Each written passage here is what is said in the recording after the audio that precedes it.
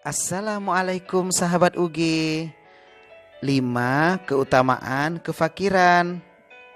Sufyan Ats-Tsauri rahimahullah berkata, Ikhtaral fuqara'u khamsan, wa ikhtaral aghniya'u khamsan. Wa ikhtaral fuqara'u rahatan nafsi, wa faraghatal qalbi, wa ubudiyatar rabbi, wa khiffatal hisabi, wa darajatal ulya. Wa ikhtaral aghniya'u ta'aban nafsi, wa syughlal qalbi, wa ubudiyatad dunya, wa syiddatal hisabi, wa darajatas sufla. Orang-orang yang fakir, yang ridha dengan kefakirannya, akan memilih 5 hal terpuji. Sedangkan orang yang kaya, yang bangga dengan kekayaannya, akan memilih 5 hal tercela. 5 hal terpuji yang dipilih oleh orang fakir adalah ketenangan jiwa, ketentraman hati, penghambaan kepada Allah, dan ringannya hisab, serta derajat tinggi di syurga.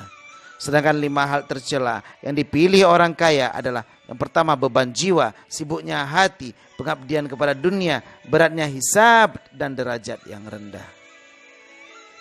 Tentang ketentraman hati, Rasulullah pernah berdoa, Allahumma inni as'alukal aisyar rafi'ah wal balal fariqah.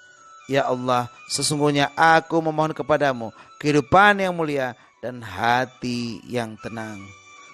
Semoga Allah memberikan kita kesabaran dengan kefakiran, karena kefakiran memiliki 5 kemuliaan: ketenangan jiwa, ketentraman hati, penghambaan kepada Allah, ringannya hisab, dan derajat yang tinggi di syurga Jannatun Naim nantinya insyaallah ta'ala.